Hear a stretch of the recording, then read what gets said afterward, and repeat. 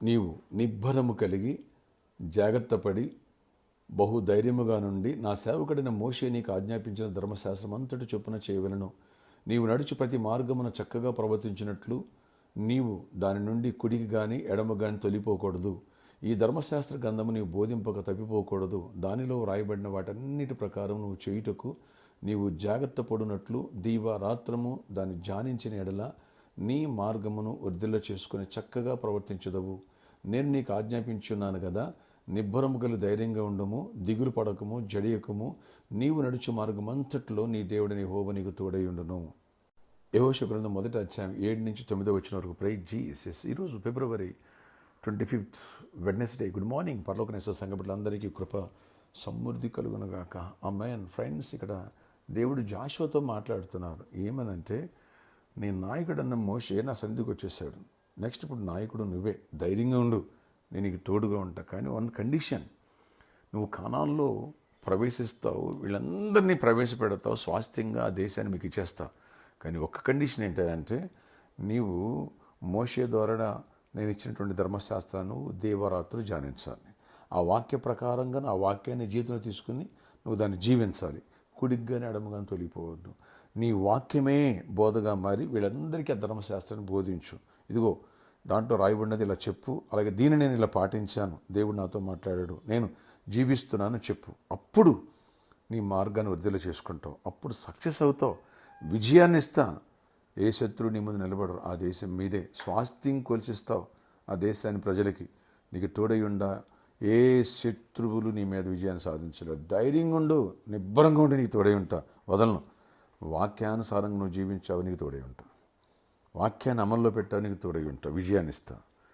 Friends, దేవుడు ఈ రీతిగా జాషువాతో మాట్లాడారు. జాషువా సేమ్ అలాగే చేశాడు. వాక్యాన్ని తన జీవితంలో తీసుకున్నాడు, దాన్ని జీవించాడు, దాన్ని బోధించాడు. అందుకనే సక్సెస్ అయ్యాడు. Successful leader Joshua. Yes. Moshe కాలంలో కొంచెం ప్రజలు డిజోబీడియన్స్గా డిఫరెంట్గా ఉన్నారు. కానీ యెహోషువ కాలంలో అసలు అది లేదు. ఫస్ట్ యెహోషువ వాక్యాన్ని జీవితంలో అమల్లో పెట్టేశాడు. ఫ్రెండ్స్, మన వాక్యాన్ని వింటున్న జీవితంలో అమల్లో పెడుతున్నావా? దేవునికి సరెండర్ అవుతున్నావా? వాక్యాన్ని నీ హృదయంలో చోటిస్తే నీ వెనకాల లోకమంతా వెనకాల పడుద్ది. సమాజం అంతా, మనుషులంతా నీ వెనకాల ఉంటారు. ఎస్, దైవ దీవెనంతా నీతో ఉంటుంది. కనుక వాక్యం నువ్వు వినేసి, ఈ చెవిలో వినేసి ఆ చెవిలో వదిలేసావా, నువ్వు జీవించట్లేదా, నువ్వు దైవ దీవెనలు కాదు కదా, మనుషులు కూడా నేను వెంబడించదు. ఎస్, ఎప్పుడైతే నువ్వు దేవుడిని కనపరుస్తావో దేవుడు నిన్ను కనపరుస్తాడు. అందుకని దేవుని వాక్యాన్ని చోటు ఇవ్వాలి. ఈరోజు Wednesday fasting prayer, don't miss it. సంగమా, మొన్న సండే చెప్పాను, ప్లీజ్ మీరు రండి, మీరు బలవంతులు అవుతారండి. అలాగే దైవజనులారా, అలాగే పరిచారకులారా, అలాగే ప్రతి ఒక్కరు ఆ 70 మెంబర్స్ ఎవరైతే సేవ చేయడానికి 80 మంది పేర్లు ఇచ్చారో ఆ పాస్టర్స్, వాళ్ళే కాకోకుండా వాళ్ళందరూ రావాలా. అలాగే తక్కిన పరిచారకులు అందరూ రావాలా. ఈరోజు నేను 9:30 or 9:40 కల్లా అయిపోద్ది. ఈ విషయాన్ని గమనించండి. లాస్ట్ 2 weeks 11 అయిపోయింది. ఈసారి అలా అవ్వదు, షార్ట్ చేస్తున్నాను. లేదా 9కి అయిపోవచ్చు. 7కి డాట్ మెసేజ్ స్టార్ట్ అయిపోద్ది. 7కి డాట్ 6 o'clock ప్రేయర్ స్టార్ట్ అవుద్ది.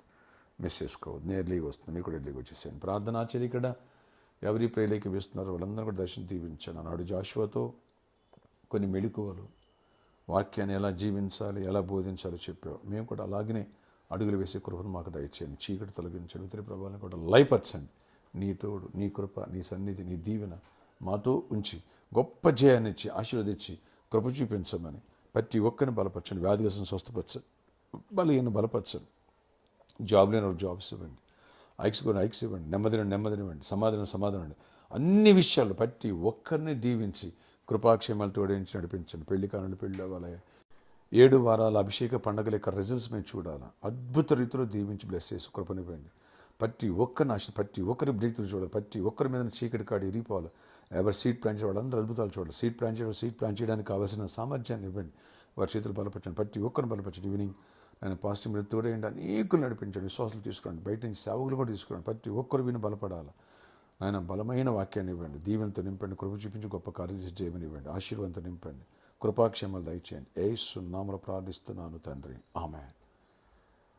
ఈరోజు బర్త్డే చేసిన వాళ్ళకి happy birthday to you. Anniversary happy anniversary. దేవుడు కృపనిచ్చును కాక. ఇంటర్మీడియట్ ఎగ్జామ్స్ తోడేయండి, జ్ఞానం ఇచ్చును కాక, కృపనిచ్చును కాక.